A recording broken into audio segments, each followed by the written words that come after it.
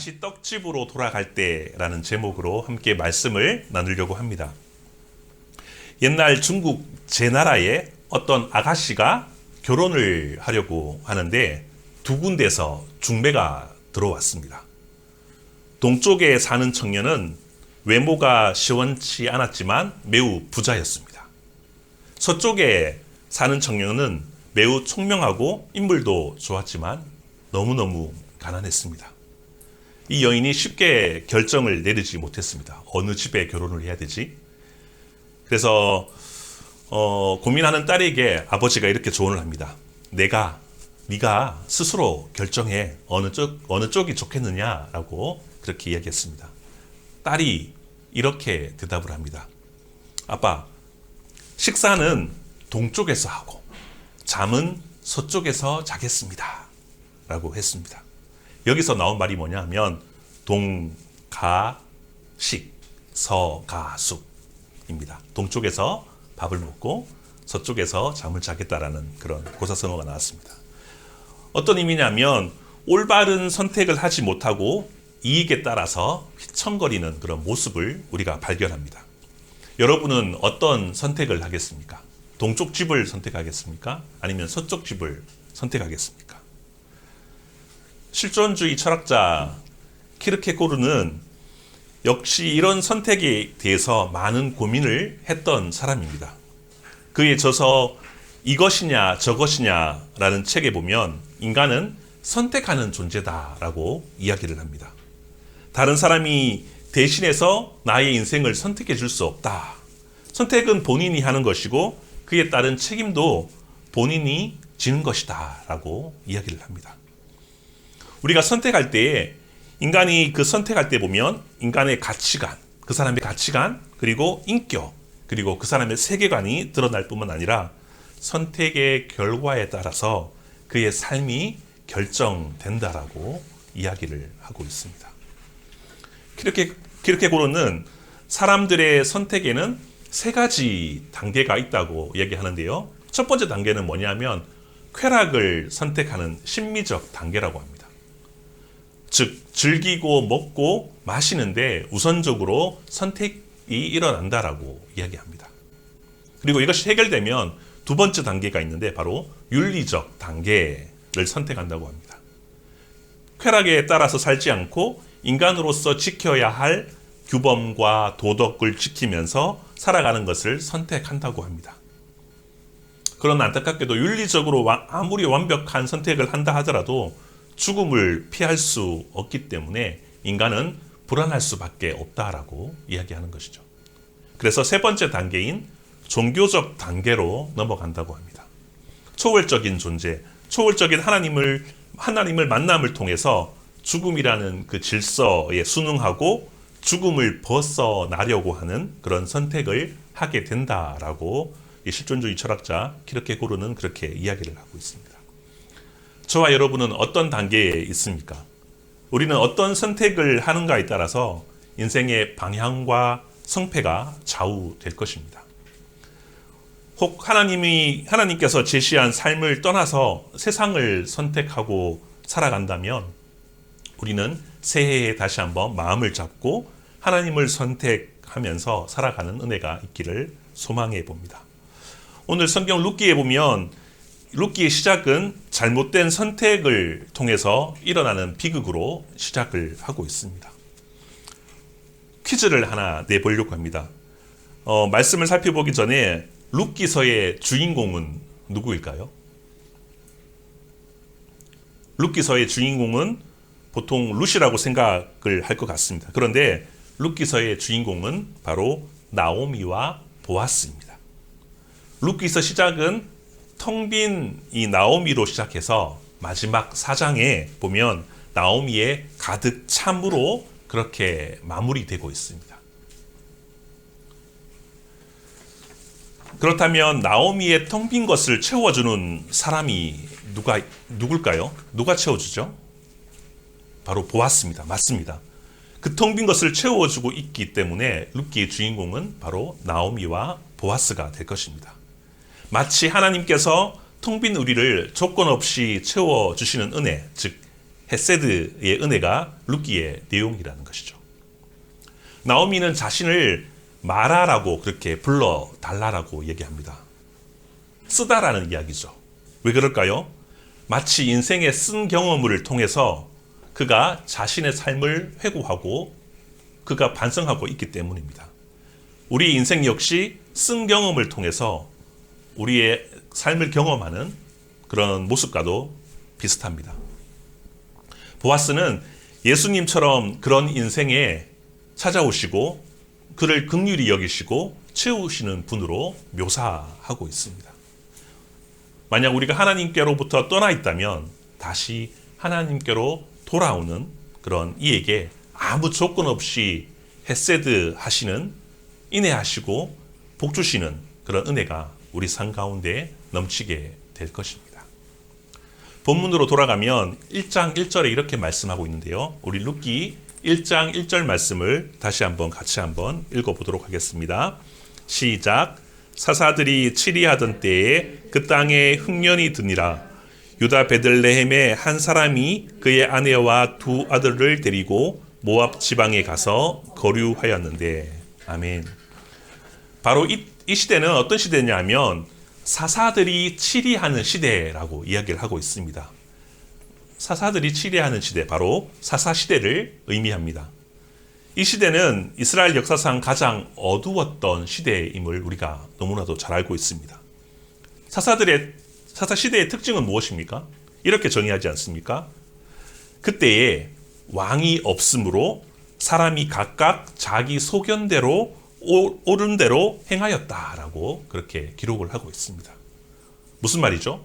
끊임없는 우상 숭배와 타락과 그리고 이방인들의 압제, 그리고 도덕 수준이 바닥을 치고 있는 그런 모습의 시대가 바로 사사시대인 것입니다. 답답한 시대이죠. 사실 오늘날과 별반 다를 바 없는 그런 시대인 것 같습니다. 그러한 시대에도 하나님께서 헤세드, 즉 하나님의 자비와 인애를 통해서 우리를 사랑하시는 분이 바로 하나님이시다. 우리를 채워주시는 분이 하나님이시다라는 것을 말씀해 주고 있습니다. 하나님의 다함이 고스란히 배어있는 그런 아름다운 책이 바로 룻기서입니다. 1절을 보니까 나오미는 남편과 함께 두 아들을 데리고 베들레헴에서 기근을 피하기 위해서 모압 지방으로 가게 되었다라고 이야기를 하고 있습니다. 흉년이 들었던 것이죠. 아마도 온 나라에 기근이 들었다는 것입니다. 작은 베들레헴만 기근이 있다면 굳이 이 모압 지방으로 내려오지 않았을 것입니다. 즉 온 땅에 기근이 들었다라는 것을 우리가 볼 수가 있습니다.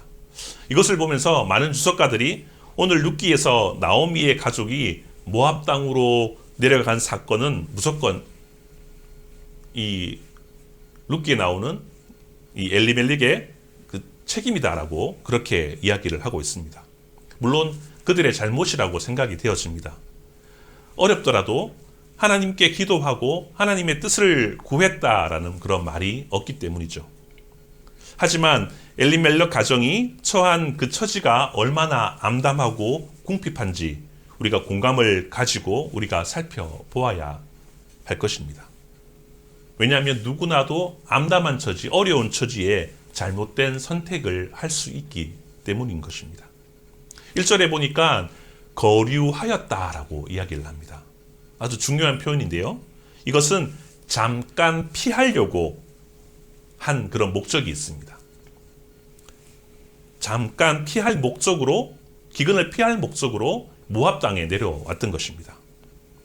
죽을 것 같은 어려움 속에서도 양식을 구할 목적으로, 잠깐 거류할 목적으로 이 모압 땅에 왔는데 얼마나 그들이 힘들었으면 그렇게 할 수밖에 없을까 하는 그런 생각도 해보았습니다. 그러나 안타깝게도 중요한 것은 2절에 나와 있습니다. 2절 말씀을 같이 한번 읽어보도록 하겠습니다. 시작. 그 사람의 이름은 엘리멜렉이요 그의 아내의 이름은 나오미요 그의 두 아들의 이름은 말론과 기론이니 유다 베들레헴 에브라 사람들이더라. 그들이 모압 지방에 들어가서 거기 살더니. 진짜 문제는 2절의 하반부에 있습니다. 잠깐 거류할 목초로 갔는데 2절에 보니까 거기 살더니라고 되어 있습니다. 그 땅이 좋아서 먹고 살만해서 거기에 정착해 버렸다라는 그런 의미를 가지고 있습니다. 엘리멜렉이 정착한 곳은 이 모압 땅 중에 북부 지대에 비가 충분히 잘 내리는 고원 지대라고 합니다. 보기에 좋고 또 비가 많이 오고 풍성함에 반해서 그들이 잠깐 거류하려고 했었는데 아예 그냥 정착해 버렸다라고 성경은 이야기를 하고 있습니다. 그랬더니 정말 큰 문제가 생겨나게 되었다라고 성경은 이야기합니다. 나오미 남편이 어떻게 되었습니까? 엘리멜렉이 결국 죽었다라고 되어 있는데요. 2절에 보면 원어에 보면 그때에라는 접속사가 빠져 있습니다.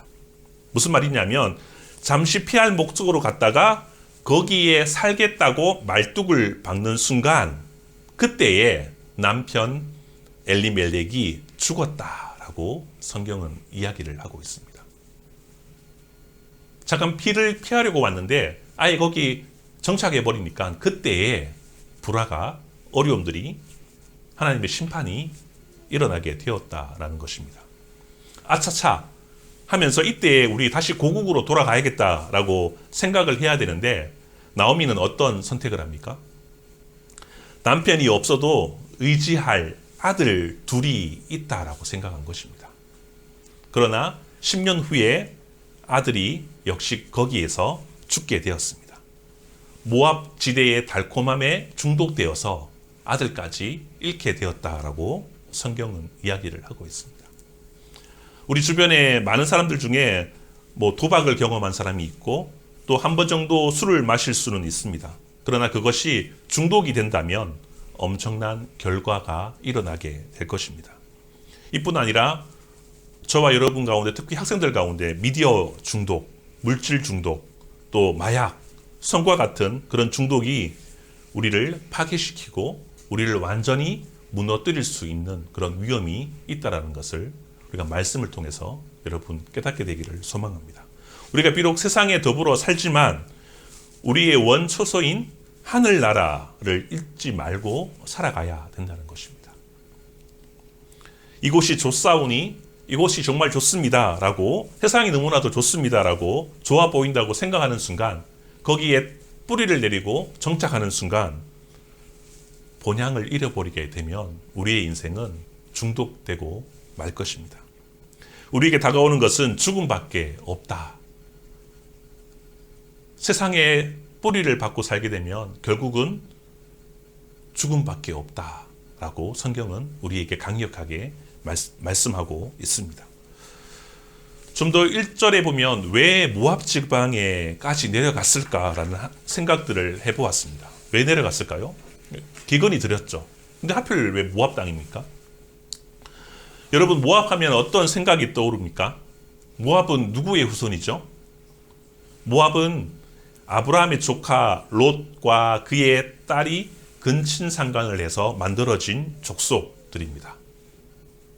출애굽기 당시에는 이 모압이 이스라엘에게 길을 내어주지 않아서 괴롭혔던 그런 족속들입니다.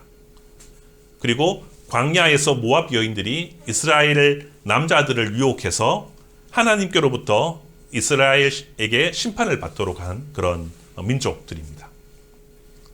그래서 모압 사람들은 이 이스라엘의 회중에 절대 들어올 수 없다라고 이야기까지 합니다. 그리고 하사시대의 모압 왕 에글론이 이스라엘을 지배하고 고통을 주었던 바로 나라가 이 모압이었던 것이죠. 이것을 이 나오미는 몰랐을까요? 당연히 알았겠죠. 이스라엘의 어려움 때문에 모압으로 도피하는 것 자체가 아주 수치스럽고 위험한 일이었다는 것입니다. 그럼에도 불구하고 이 가정이 모압으로 내려갔다는 것은 그 상황이 얼마나 절박하고 힘든 그런 시기를 겪고 있는지 우리가 짐작해야 될 것입니다.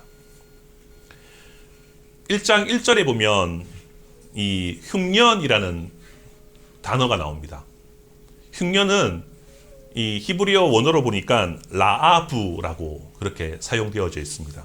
이것은 배고픔, 굶주림, 결핍, 부족을 의미합니다. 흉년이 많았던 고대 근동에서 여러 가지 그 흉년을 지칭하는 단어가 무척이나 많습니다.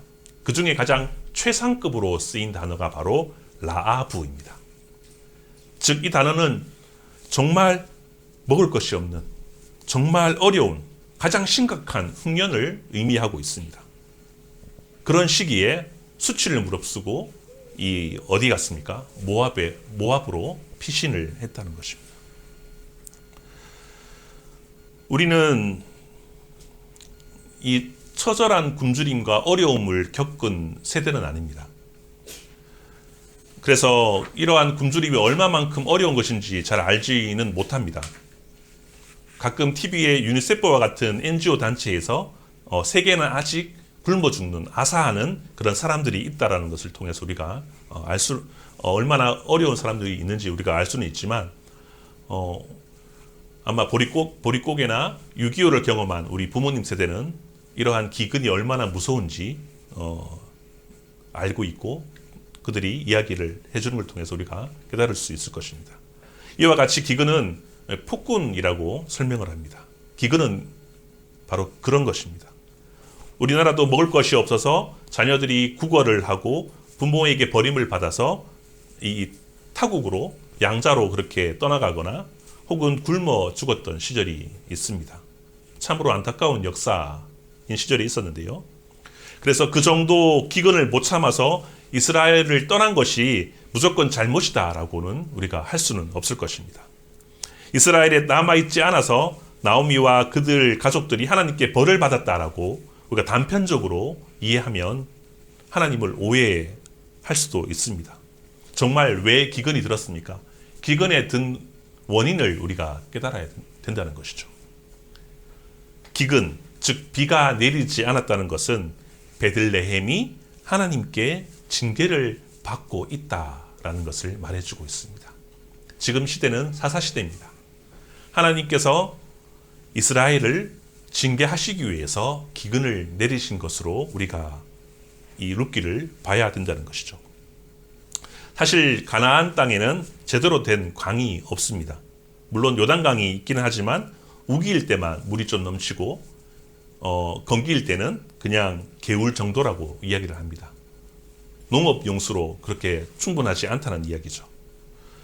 이스라엘은 이른 비와 늦은 비가 없으면 풍년을 경험할 수 없습니다. 하나님이 주시는 이른 비와 늦은 비가 없으면 풍성한 은혜를 경험할 수 없다라는 것이죠. 다시 말해서 이 기근은 하나님의 심판임을 성경은 말해주고 있습니다. 시대가 사사시대이지 않습니까? 이스라엘이 하나님께 밥 먹듯이 배반했던 그런 시대였습니다. 룻기의 기근은 하나님의 징계인 것이죠. 그렇다면 이제 그 징계를 받아들이고 하나님께 회개하고 하나님께 돌아가면 어떤 일이 발생을 하겠습니까? 베들레헴의 지명이 혹시 무엇인지 아십니까? 베들레헴, 베이트, 그리고 레헴의 합성어인데요. 베이트는 집, 그리고 레헴은 빵 혹은 떡을 의미합니다. 빵집, 떡집인 것이죠. 베들레헴 하면 빵집 혹은 우리나라로 하면 떡집 정도가 될 것입니다. 베들레헴은 빵집인데요. 즉 기근 때문에, 하나님의 심판 때문에 베들레헴에 떡이 없어진 것입니다. 빵집에 빵이 없으므로 배고픔으로 인생의 혼돈과 어려움이 찾아온다는 것입니다. 다시 말해서 지금은 하나님의 징계로 인해서 하나님께서 계셔야 할 그 하나님 집 베들레헴에 하나님이 없다라는 이야기입니다. 하나님이 있어야 할 곳에 하나님이 없다는 것이 바로 기근이고 하나님의 징계라는 것이죠. 그것이 근본적인 원인입니다. 여러분이 혹시 어려움을 겪고 있습니까? 가정과 산업에 하나님이 함께 하시기를 원한다면 우리 삶 가운데, 우리 가정 가운데 하나님이 계실 수 있도록 우리가 날마다 회개하고 정결함으로 살아가야 될 줄 믿습니다. 이 빵은 어떤 이야기일까요? 빵집에 빵이 없다. 빵은 신약 성경으로 가서 요한복음에 보면 요한복음 6장 35절에 이렇게 말씀하고 있습니다.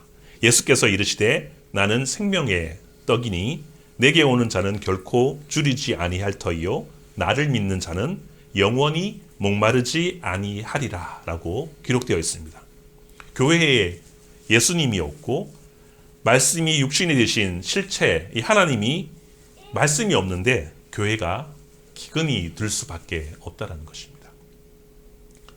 우리 삶 가운데도 나 자신에게도 빵 되시는 떡 되시는 예수님의 말씀, 예수님이 없다면 우리 삶은 기근에 빠질 수밖에 없다라고 이야기를 하는 것입니다.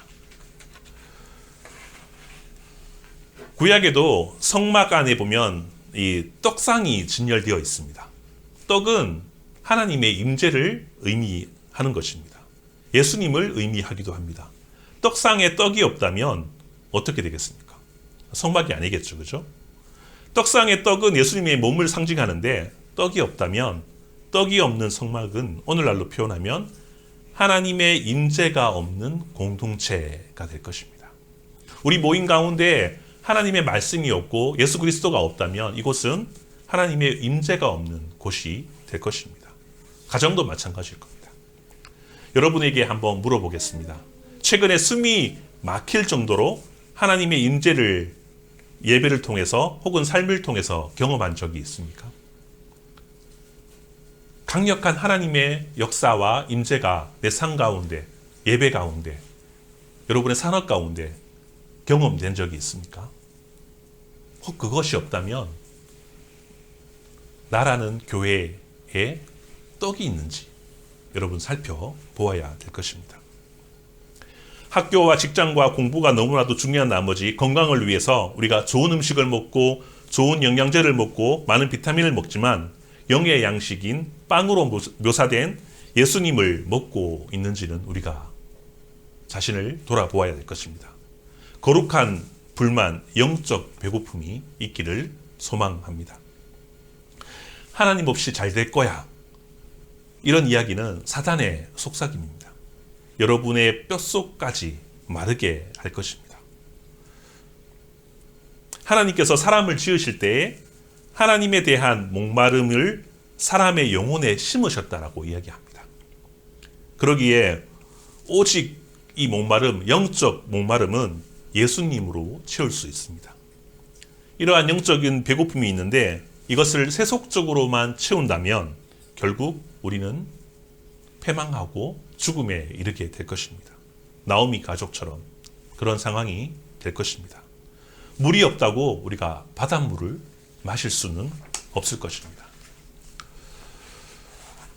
말씀을 정리하려고 합니다. 오늘 성경 말씀을 통해서 룻기를 통해서 우리의 처지에 대한 깊은 그런 메타인지를 하시기를 소망합니다. 우리 인생의 존재의 목적, 살아가는 목적, 그리고 죽음에 대한 우리의 해석, 해결책은 오직 하나님 말씀과 예수 그리스도의 보혈과 하나님 존재 자체밖에 없다라는 것이죠. 영원한 생수가 되시고 영원한 떡이 되시는 그분의 은혜를 우리가 경험할 때에, 그를 주로 모시고 그를 위하여 살아갈 때에 우리에게 풍성한 떡이 임하게 될 줄 믿습니다. 예수님에게 줄이고 목마른 자들이 되기를 간절히 소망합니다. 오늘 성경 룻기에 보면 하나님의 채우심, 하나님의 인애, 헤세드, 그리고 인간이 어떻게 해야 될지, 인간에 대한 태도, 그리고 구속사에 대한 이야기로 이렇게 꽉 차 있는데요. 특별히 하나님의 은혜, 헤세드가 많이 언급되어 있습니다. 이 헤세드는 신약에서의 아가페와 같은 뜻을 가지고 있습니다. 하나님께서 주시는 무조건적인 은혜, 하나님의 돌보심, 하나님의 인애를 경험하기 위해서 우리가 하나님께로 다시 돌아갈 때에, 하나님께로 다시 유턴할 때에 그 놀라운 은혜가 우리 가운데, 우리 가정 가운데, 교회 가운데, 내 삶 가운데 일어나게 될 줄 믿습니다. 그러한 풍성한 은혜를 올 한 해는 깊이 체험하고 하나님의 깊은 임재를 경험하는 그런 복된 시간들로 채워지기를 소망합니다.